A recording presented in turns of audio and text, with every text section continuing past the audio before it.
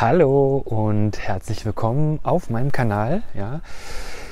Heute mit einem neuen Video. Ich bin heute in der Gartenanlage unterwegs, und zwar nicht in irgendeiner Gartenanlage, sondern in der Gartenanlage, in der wir jetzt einen Kleingarten haben.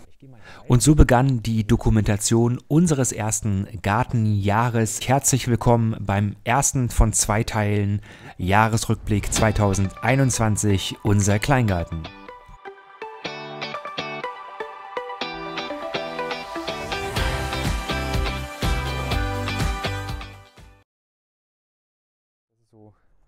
Ab dem letzten Wochenende im Februar 2021 hatten wir dann Zutritt zu unserem neu erworbenen Kleingarten in Berlin-Pankow in der Kleingartenanlage Rosenthal Süd und haben erstmal eine Bestandsaufnahme gemacht. Fast jedenfalls. Man sieht hier noch die beiden...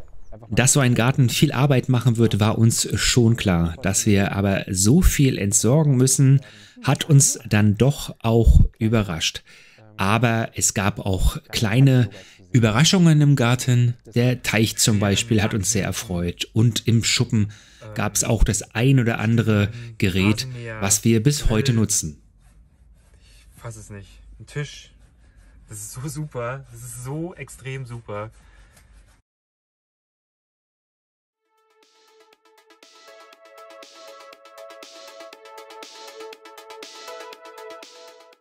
Und direkt am ersten Wochenende ging die große Arbeit los. Wir mussten die Beete erstmal urbar machen. Wir haben alles umgegraben und durchgesiebt, damit wir überhaupt Anbaufläche zur Verfügung haben.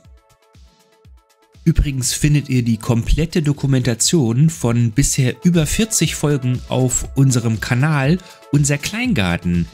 Den solltet ihr also abonnieren, um kein Video mehr zu verpassen. Und auch dort, wo heute das schöne Blumenbeet ist, musste erstmal aufgeräumt werden.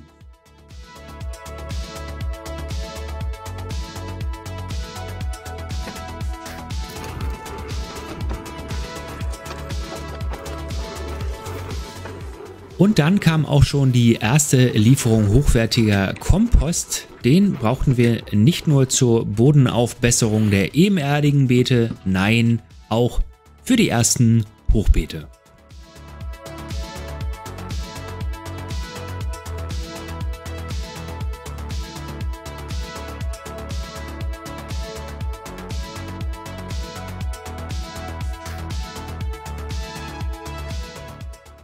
Nachdem wir das erste kleine Hochbeet aufgebaut hatten, kam für mich das zugegebenermaßen freudigste Projekt, dem ich schon Wochen vor der Gartenübernahme entgegengefiebert habe. So, und jetzt geht es endlich los mit der Befüllung. Wir haben hier unten nochmal so ein bisschen Erde aufgefüllt, weil wir hier so Hohlräume hatten. Aber das haben wir auch auffüllen können. Und jetzt geht's los. Jetzt kommen die ganzen Haselnussgeschichten hier rein. Wo uns ein Garten- und Landschaftsbauer gesagt hat, dass die nicht mehr ausschlagen in dem Moment, wo die dann auch kein Licht mehr sehen. Also von daher, wir riskieren das jetzt. Und das hat sich auch im Laufe des Jahres bestätigt. Da ist natürlich nichts mehr durch die Erde durchgeschlagen. Wir riskieren das jetzt einfach mal. Aber wie gesagt, es ist davon auszugehen, dass die, wenn kein Licht da ist, dass die dann auch nicht erneut ausschlagen. So, jetzt haben wir einiges.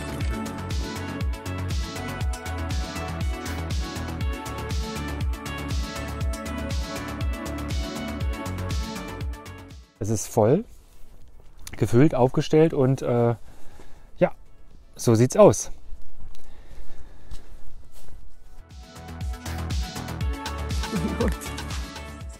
Und dann war es endlich soweit. Die ersten Aussaaten gingen in das Palettenhochbeet.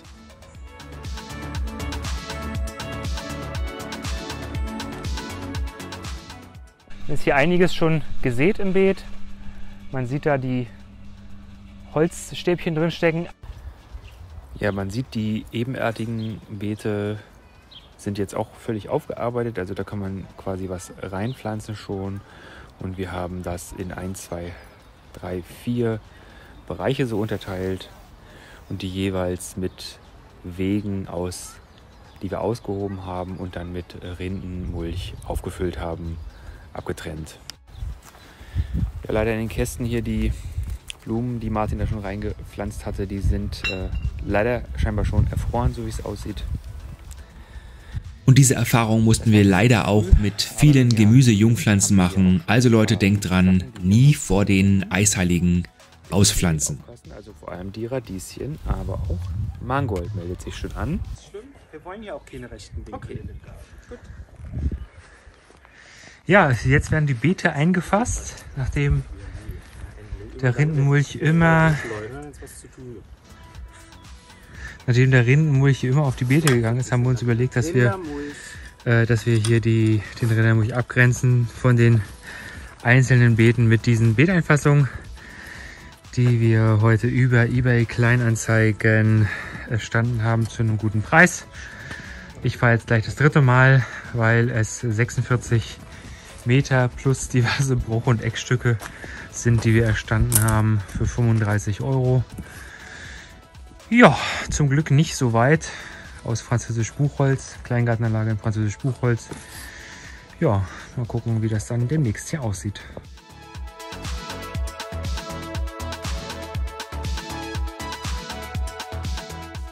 Genau, das haben wir also fertig bekommen und das ist auch nicht schlecht. Da können wir dann demnächst auch wirklich endlich mal was anbauen. Ja, in dem Wild Area Bereich ist auch einiges passiert, wie man sieht. Hier ist noch eine weitere Terrasse entstanden. Das sind so diese Eckstücke aus den Betonrasenkanten. Hört ihr die Vögel zwitschern? Ja, es wird doch langsam auch Frühling. Du könntest uns mal interviewen, was wir von deinen Videos halten. Ob uns das so gefällt, ob das in die richtige Richtung geht, ob es Menschen unterstützt oder vielleicht doch nur Prahlerei ist, wie das draußen in der Welt ankommt. Bei Martin, bei mir. Und an der Stelle grüße ich all unsere lieben Gartenfreundinnen. Also da war eine kurze Pause, FreundInnen. Ansonsten sind die Beete jetzt soweit bereit. Aber nachdem die bereit sind, stellt sich die Frage, was kann man denn da so alles anpflanzen? Wir haben so ein paar Sachen vorangezüchtet, unter anderem Brokkoli, Blumenkohl, Fenchel fällt mir gerade ein. Tomaten hat Martin auch vorbereitet, Bohnen werden auch vorbereitet. Unsere Highlights in diesem Jahr waren immer die Interaktionen mit euch. Ihr habt uns so viele gute Ratschläge gegeben. Danke dafür. Aber was baut ihr so an und was könnt ihr empfehlen? Womit habt ihr gute Erfahrungen gemacht? Ach übrigens, auch heute freuen wir uns über einen Daumen nach oben. Ja, es gibt den Plan eines Tomaten-Annähen-Gewächshauses und da ist Martin gerade schon dabei, die zurechtgesägten Holzkonstrukte hier.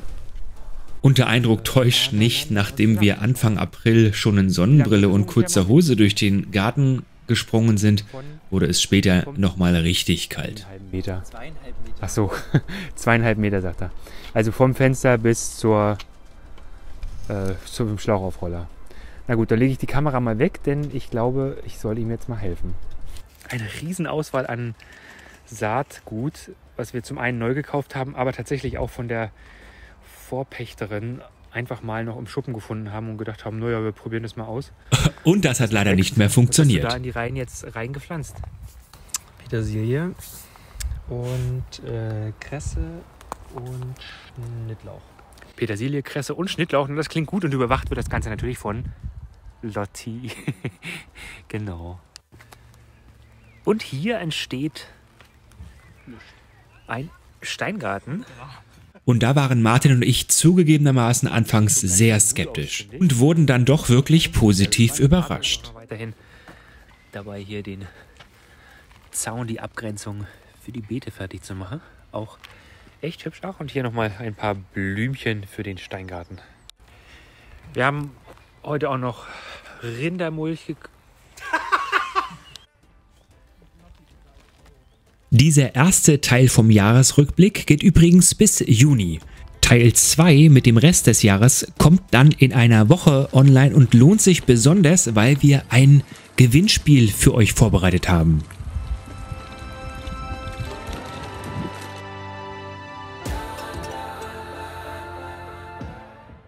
So viel sei schon verraten, mit dem Gewinn kannst du deinen eigenen Dünger herstellen. Und ich würde es toll finden, wenn du mich jetzt mal filmen könntest. Mach ich doch. Damit die auch mal denken, dass ich ein bisschen arbeite. Ich sage immer nur, Martin hat das gemacht, Tim hat das gemacht. Jetzt will ich einfach mal die Gießkanne, das ist doch die Gießkanne da, oder? Damit kann man jetzt einfach gießen, oder? Komm mal mit.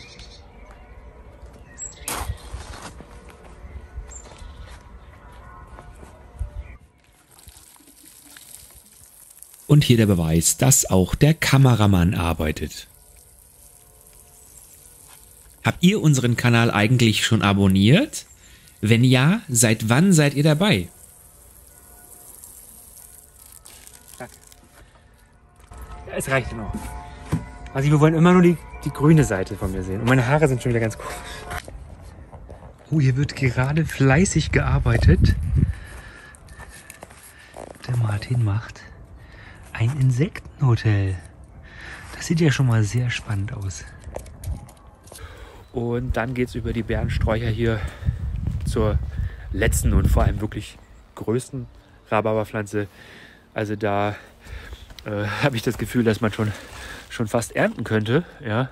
Ich weiß nicht, aber ich glaube, ein bisschen werden wir da auch noch warten müssen, bis wir ernten.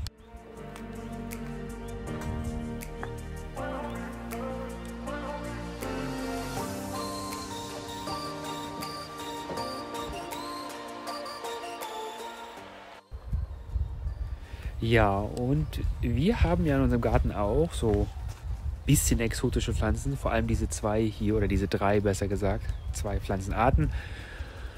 3 Stück, und zwar einmal Likaki und zweimal Kiwi. Und ja, warum hat man so eine exotischen Pflanzen im Kleingarten in Deutschland? Ja, ich denke einfach mal aus Sehnsucht, vielleicht gerade in Corona-Zeiten.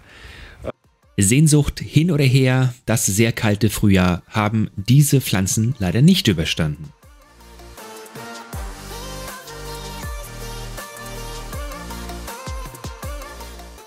Den 1. Mai, Tag der Arbeit, haben wir mit sehr viel Arbeit verbracht und wurden dabei von der lieben Katha aus Leipzig unterstützt. Die ganzen Kräuter, die haben jetzt hier keine Tiefe. Ich denke, das geht schon. Zieh mal nicht dran, sonst fällt alles. Wahrscheinlich ziehst du gerade einen Thymianbusch raus, ja? Zusammen haben wir mit alten Backsteinen ein Kräuterbeet angelegt. Ja, wenn ihr unserem Kanal oder unsere Videos regelmäßig anschaut, dann seht ihr auch, dass die Terrasse anders aussieht. Da hat der liebe Tim in wirklich mühevoller Arbeit, harter Arbeit, am Tag der Arbeit, am 1. Mai, die ganzen alten Fliesen, also die alte Fliesenschicht oder die obere Fliesenschicht abgemacht. Die konnte man auch relativ einfach abhebeln, denn so richtig Lärm wäre ja am Feiertag jetzt auch nicht gestattet im Kleingarten. Hatten wir ja auch schon festgestellt, dass wir heute mit unserem Auto nach um 1 gar nicht mehr auf die Anlage des Vereins gekommen sind, was ganz schön beschwerlich war, weil wir die ganzen Steine, die wir nun hier verbaut haben, dann mit der Schubkarre hierher karren mussten.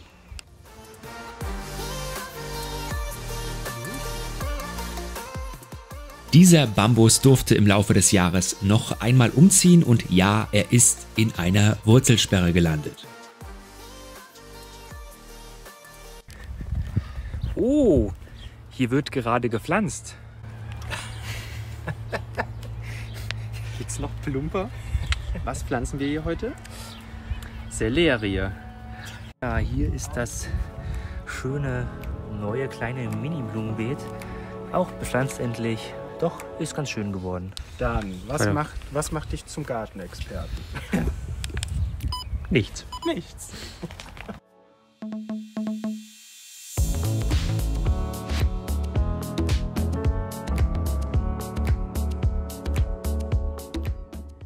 Das Wetter ist mal wieder sehr durchwachsen und meine Haare auch. Tim, ich freue mich sehr, dass du heute dabei bist, während ich hier das Unkraut. Was heißt denn, du freust dich, jäte? dass ich heute dabei bin, als sei ich Gast?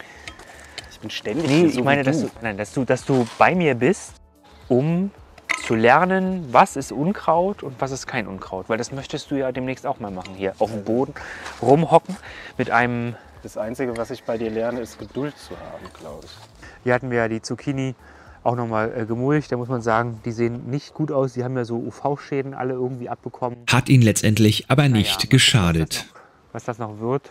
Dann auch gemulcht, weil sie jetzt auch groß genug sind, Brokkoli. Eine ganze Menge kleine Pflänzchen hier. Da kann auch noch später ein bisschen mehr Mulch rein.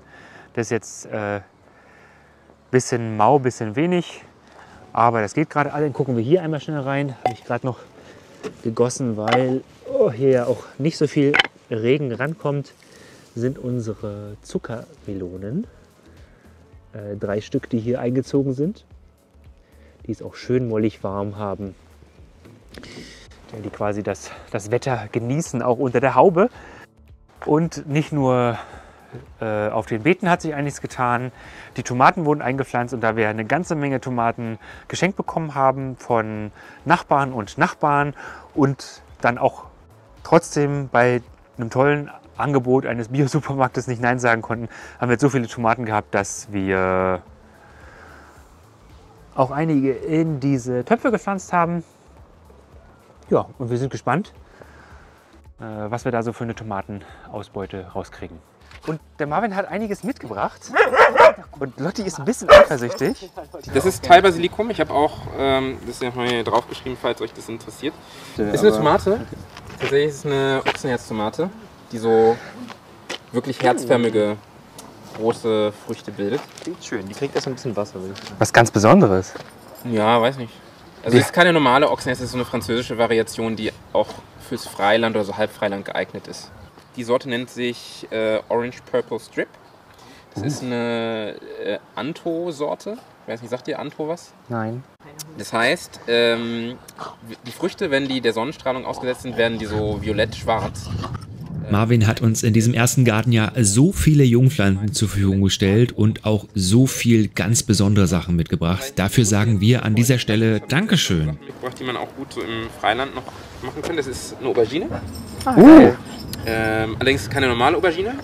Die macht so Früchte, die sehen so abgefahrene Sachen, oder? Also die hier macht so rote Früchte, die eher so aussehen wie Tomaten. Schmecken aber genauso wie Auberginen. Werden teilweise ein bisschen bitter, aber wenn man die vorher salzt und dann zubereitet, sind die eigentlich echt super. Was ich bei der Sorte geil finde, also die heißt türkische Orange, ist, dass die Auberginen halt nicht so matschig werden, wie das manchmal bei den, also bei den eigentlich auberginenfarbenen Auberginen so ist. Dann noch eine Chili. Die finde ich persönlich sehr, sehr geil. Das ist eine Chili, ich habe sich hier Zitronenchili drauf genannt, ich glaube der offizielle Name ist Hot Lemon oder so. Aha. Die macht gelbe Früchte, die aber echt so ein zitroniges Aroma haben. Super gut auch, so wenn man die Früchte dann in ein Glas Olivenöl drauf und habt ihr so ein Chili-Zitronenöl. Kann ich echt empfehlen. Aber angeblich zum Beispiel kannst du ja Tomaten und Auberginen nicht zusammenpacken. Ja. Und du hältst dich einfach nicht dran. Okay. Schwachsinn. Ich habe bei mir im Gewächshaus, was ja auch im Beet ist, habe ich auch Tomaten und Auberginen zusammenstehen. Mit Chilis dazwischen und Paprika dazwischen. Irgendetwas zu tun mit dem Heiligen Geist, der in Form einer Taube... Ja, schön, dass Martin sinniert über das Pfingstfest an diesem Pfingstsonntag in Berlin. In unserem ersten Gartenjahr wurden wir wirklich immer wieder auf harte Wetterproben gestellt. Schien die Sonne, wir konnten schön viel arbeiten und jetzt haben wir uns kurz mal in unser Häuschen zurückgezogen, weil jetzt hat es schon wieder nachgelassen, aber gerade eben hat es wirklich ganz schön krass gestürmt und auch ganz schön geregnet. Und wir hoffen, dass es gleich besser wird und wir dann entsprechend weiterarbeiten können. Ja, hat sich ein bisschen was getan. Man kann hier einmal noch mal schauen, das ganze Blumenbeet hier hatten wir schon am letzten Wochenende, als meine Mutter zu Besuch war, ein bisschen fortgehend bearbeitet mit so ein paar neuen Blümchen, die mehr oder weniger gut angewachsen sind. Das heißt also, dass die Pfingstrose haben wir jetzt erstmal beschnitten. Die wird hoffentlich im nächsten Jahr dann schön wiederkommen. Schwertlilien sind neu, Lungenkraut und noch diverse andere Geschichten. Die Süßkartoffeln, und zwar einmal von der lieben Femke und von Marvin, der ja heute zu Besuch war. Und das sieht hier ganz gut aus, hat Martin schon angehäuft in Dämmen. Und dann geht es hier weiter.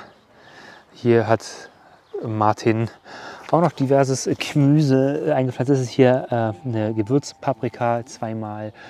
Und dann diverses, was der Marvin auch mitgebracht hat. Ich habe leider tatsächlich vergessen, was es ist, aber Martin sagt es gerne nochmal.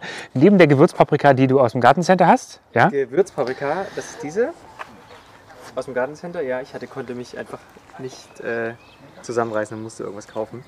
Haben wir von Marvin bekommen eine Chili. Wobei am Ende selber nicht mehr genau wusste, ob das jetzt Chili war. Und das sind Tomatillos. Tomatillos sind so, wie ich heute gelernt habe, Pflanzen, die in der mexikanischen oder südamerikanischen Küche benutzt werden, glaube ich. Zusammen mit Chilis und sowas. Und die sehen so ein bisschen aus wie Physalis. Und die macht man an so Sachen wie halt Chili, um die Schärfe von der Chili zu mindern. Und dann haben wir noch die gute Tanja hier. Nee, Gurke Tanja. Die gute Tanja, die Gurke Tanja. Aber es ist tatsächlich eine Gurke. Schön, super. Die Tanja heißt. Es ist eigentlich Mittagsruhe, ne? Darf nicht Ja, es gebohrt ist werden Mittagsruhe, jetzt Martin. Jetzt darf nicht gebohrt werden. Ja, dann film das mal lieber nicht. So, wir sind mal wieder in unserem Kleingarten in Berlin-Pankow. Bist du über den Stumpf gestolpert? Entschuldigung. So, und Tim, komm mal mit. Wir haben heute oder an diesem Wochenende ein besonderes Vorhaben. Wir wollen unsere Terrasse neu machen, nicht wahr, Tim? Das ist korrekt. Und jetzt kannst du ja mal erzählen, was wir bisher getan haben. Ja, also wir hatten ja sowieso die erste Fliesenschicht schon abgenommen. Das ging aber ganz leicht, weil das konnte man einfach so loshebeln. Das haben wir schon vor Wochen gemacht. Zu den coolsten, aber auch größten Projekten in diesem Jahr gehörte die Renovierung der vorhandenen Terrasse. Hier wurden 2 Schichten alte Fliesen durch moderne WPC-Terrassenfliesen ersetzt. War eine ganz schöne Arbeit, das abzuhebeln. Wir hoffen, dass das jetzt so eben und glatt ist, dass diese schönen Fliesen drauf passen. Das ist so ein Klicksystem. Von da sollte das eigentlich relativ schnell. Also die hakt man ineinander ein, ne?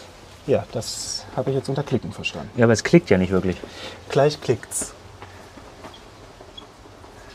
Wir haben endlich diesen schönen Staketen. Und ja, es tut sich auch endlich was im wilden Blumenbeet mit Steingarten. Schön aussieht und es sieht schön aus, finde ich. Und ja, es wächst tatsächlich jetzt doch jede Menge, aber es wird hoffentlich noch mehr, weil ich ja ungefähr 37 Kilo Saatgut hier hingeschmissen habe. Und von den 37 Kilo wurden 36 Kilo sowohl von Lotti als auch von Vögeln gefressen. Also schauen wir mal, was hier so passiert. Aber man kann jetzt hier so schön reingehen. Und dann sind wir am Überlegen, ob wir hier noch eine Bank hinstellen oder so. Und dann kann man hier sitzen und schauen. Ist das nicht herrlich?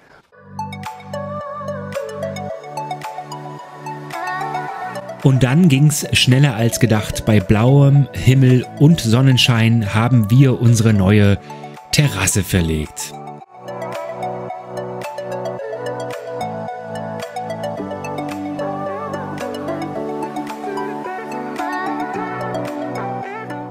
Schreibt doch mal in die Kommentare, was euer größtes Projekt in diesem Jahr war.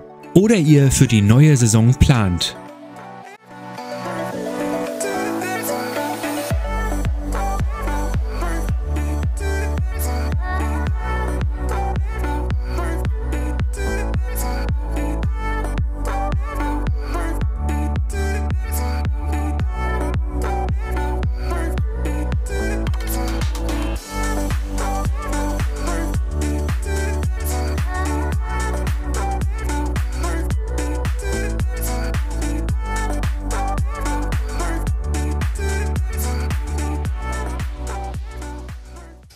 Martin hat gesagt, ganz wichtig ist ihm, dass es einen Kreis gibt, der... Einen runden Kreis. Das ist die Herausforderung. Einen runden Kreis, der geometrisch entsprechend auch perfekt ist, weil da liegt der Wert drauf. Perfektion, ja. Oh, wir stehen also auf Perfektion.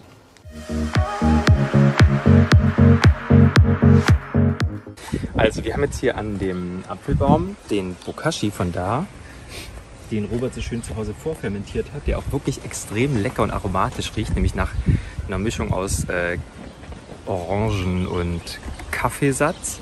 Haben wir hier extra zum Düngen für den Apfelbaum dort in die Baumscheibe reingemeiert.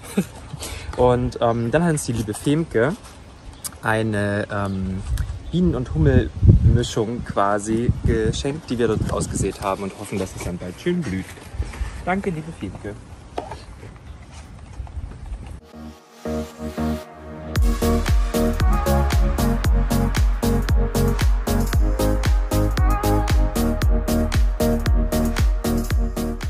Jetzt macht Martin wieder Lärm.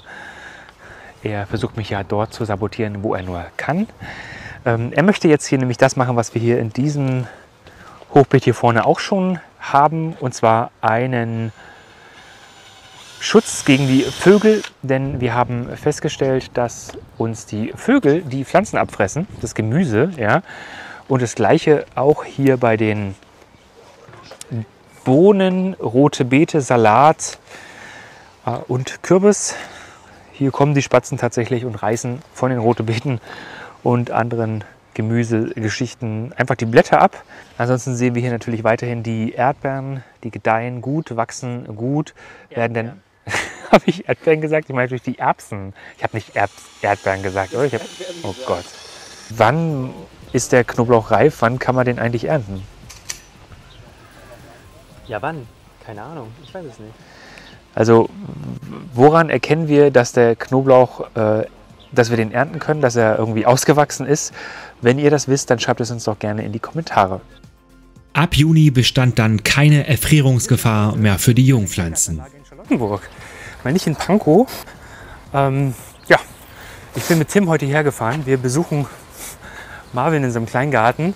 Der hat uns nämlich noch ein paar Pflanzen versprochen. Und Wow, Leute, das Gewächshaus bei Marvin ist wirklich großartig. Ich gehe da mal rein mit euch.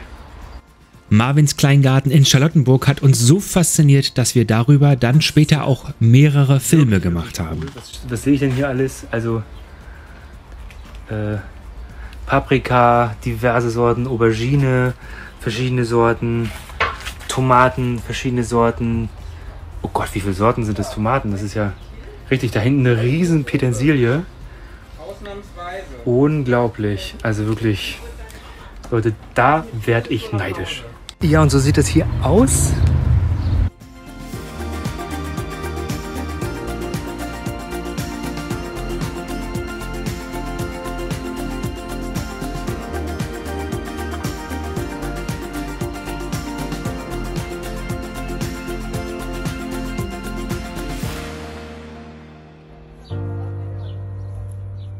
Also? Ja oder nein? Ananasmelone klingt super gut. Gut. Marvin, vielen Dank für alles. Wir verabschieden uns jetzt. Tschüss. Das wirklich Peinliche ist, Robert hat wirklich alles eingesackt in diesem Garten, was nicht nied- und nagelfest war. Ja? An Pflanzen. Der ganze Kofferraum ist jetzt voll. Und dann hat er zwischendurch immer so getan, so, ach, das kann ich gar nicht annehmen und bla und blub und hast nicht gesehen. Ich sag's euch, wenn ihr Schnecken im Garten habt, das ist nichts gegen diesen Menschen. Ja? Nichts gegen die kleine Raupe Nimmersatt. Wenn die einmal durch euren Garten geht, da steht nichts mehr.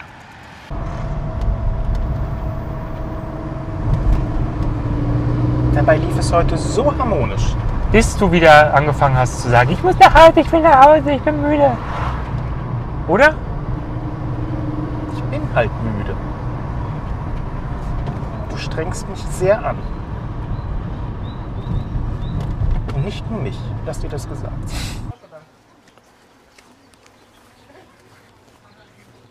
Guten Tag. Habe ich dich angespritzt? Ich glaube ja.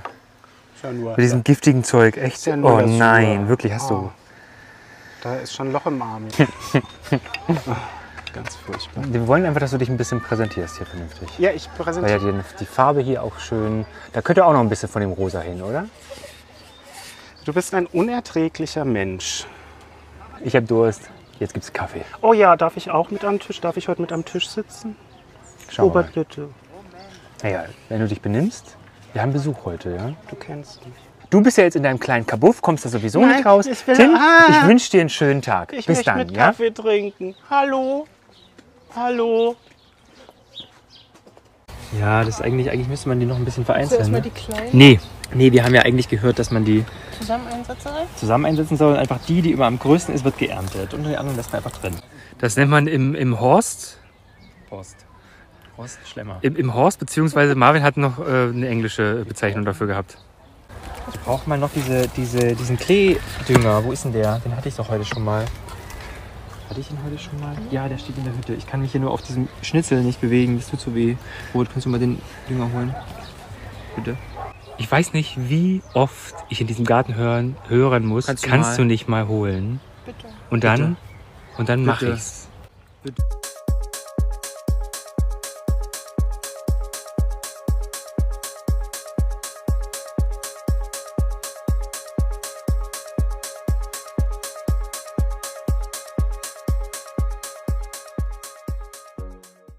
Also demnächst in Ihrem Internet der Mulcher.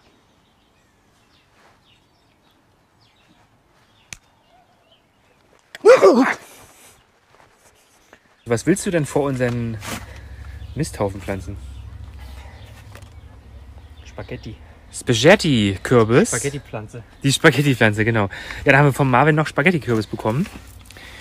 Und der wird dort, ist ganz schön ein tiefes Loch, oder? Ja, da kommt ja noch Erde rein. Okay. Und ein bisschen Dünger und so weiter und so weiter. Genau, okay. Martin macht das alles ganz professionell.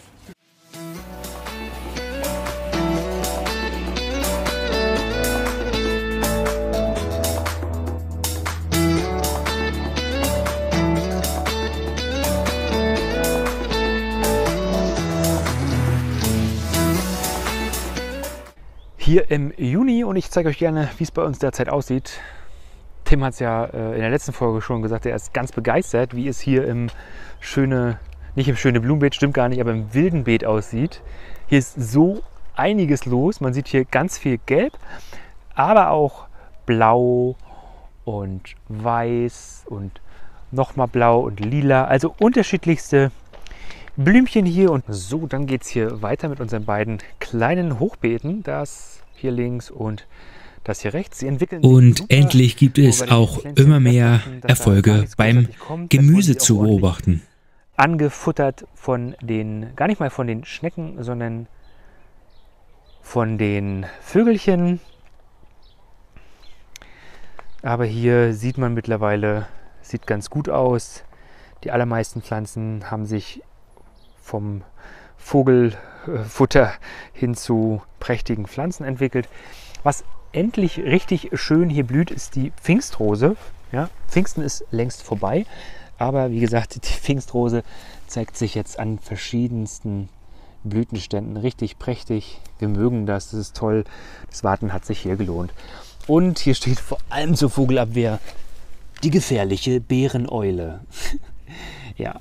Und die Erbsen, wie ihr hier schön seht, sind auch ganz schön am Blühen zum Teil. Ja.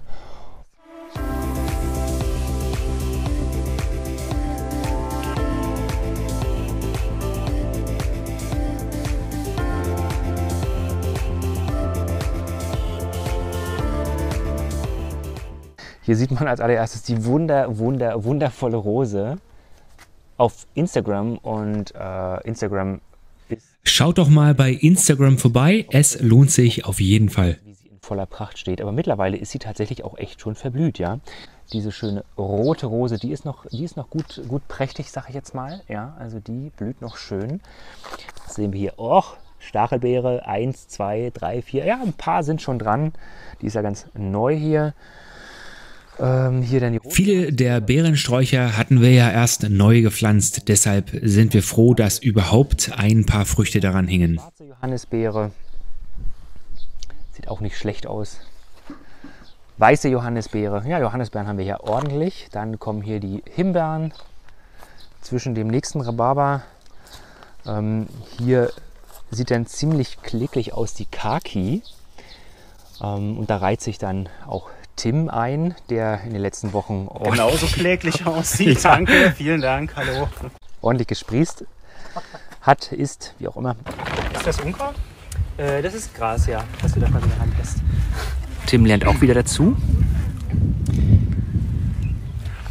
Ja, Martin, was haben wir denn hier? Na, wir haben vor allem gedacht, dass die Zucchini alle nichts werden, die wir in der Wohnung vorgezogen haben. Aber dem war nicht so. Im Juni haben nicht nur die Zucchini ordentlich Gas gegeben. Das hier eng ist. Das ist auch noch eine. Ja. Genau. Beziehungsweise, wenn ich es richtig sehe, sogar 2. Und dazwischen halt ein paar rote Beete, gelbe Beete, bunte Beete, weiß nicht genau. Beetepflanzen. In den Beeten sind Beete. Sehr Genau. schön. Und dahinter halt noch mehr, na, sag's, Buschbohnen. Buschbohnen, ja. Und Paprika da drüben, Paprika. Und die beiden Tomatillos, das sind da hinten diese. Ich weiß nicht, ob man das jetzt gerade sehen Tomatillos kann. von Marvin auch, ne? Die an den Stangen, genau. Ja. Super. Und ein bisschen Salat. Auberginen und Paprika pflanzt man nicht zusammen, weil die sich nicht gut vertragen. Okay. Deswegen haben wir hier drüben ein bisschen zugewucherten Unkrautbeet noch. Das hier sind unsere Auberginen. Die sind alle noch ein bisschen mickrig, aber ich denke, die kommen. Vor allem haben sie hier schon schöne Blüten, die kleinen. Und in den letzten Wochen sind die doch auch deutlich größer geworden. Dazwischen wieder so ein paar Seidenblumen, die wir definitiv wegmachen werden. Und jetzt habe ich gerade noch entdeckt, zwischen dem Unkraut, die Wassermelone. Ah! Lebt noch. Das war doch so ein winzig kleines Ding, was uns Andi gegeben hatte, ne? Genau, die hat sich auf jeden Fall gut erholt. Und dann haben wir ja noch Danke, Andi. die wir selber vorgezogen haben. Die können wir auch noch dann eigentlich da einpflanzen. Nee, das waren keine Wassermelonen, sondern das waren die Zuckermelonen. Ja. Die Petit irgendwas. Das war eine... Ja, Tim hat, wenn Tim Unkraut, ja, ihr wisst, was es ist. Danke, Tim. Kapuzinerkresse. Die kann man doch wieder einpflanzen. Kann man wieder einpflanzen. Ja. Kann man nicht wieder einpflanzen. Wurzel Wenn ich ist die weg. Wurzel finde. Aber Kapuzinerkresse... Kann man essen, ne? Ja. Aber das war diese giftige Zier-Kapuzinerkresse. Schmeckt super lecker. Spaß. Kapuzinerkresse. Berühmte Kapuzinerfresse. Kapuzinerkresse. Zieh jetzt mal keine Kapuzinerfresse. Kapuzinerkresse hatte auch noch eine Funktion im Garten irgendwie, ne? Oh. Scharf, Sag noch ne? schnell Tschüss zu allen, die dich kennen. Ich sterbe. Aber Martin, Kapuzinerkresse war doch irgendwie auch eine Opferpflanze oder sowas? Ja. Sieht schön aus. Opfer, genau. Weiß nicht. Das ist eine Pflanze, die Opfer fordert. Ups, da kommt gerade eine Hummel, die mich umhummelt. Dieser Mangold sieht ja im Vergleich zu dem Hochbeet-Mangold schon ein bisschen anders aus. Tja. Das ist kein Mangold. Was ist das dann? Das ist kein Mangold. Das ist rote Beete. Das sind rote Beete, echt? Ja. Aber Oh, die ist ja riesig.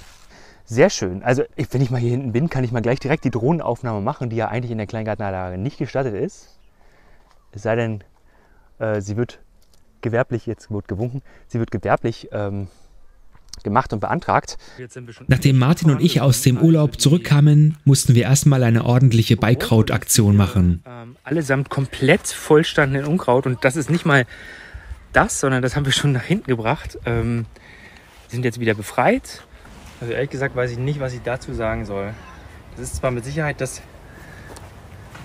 ein ganz schönes Radieschen, aber das Oberteil ist irgendwie so ein bisschen aus der Form geraten. Es hat ein bisschen gewuchert, ne? Das sind unsere Radieschen, die hier tatsächlich einfach mal in die Höhe geschossen sind, wie sie es nicht sollten. Vor wenigen Augenblicken ist was ganz Schönes passiert. Und zwar haben wir die Marke der 1000 AbonnentInnen geknackt. Ja? 1002 waren es am heutigen Sonntagabend. Wir wünschen euch einen schönen Start in diese Woche. Bis dann. Und nun sind wir am Ende des Teil 1 Jahresrückblick 2021, unser erstes Gartenjahr im Kleingarten angekommen. Schaltet doch gerne auch wieder ein, wenn wir in der nächsten Woche am Silvestertag, am 31. den zweiten Teil online schalten. Und bis dahin wünschen wir euch ein wunderbares Weihnachtsfest mit eurer Familie.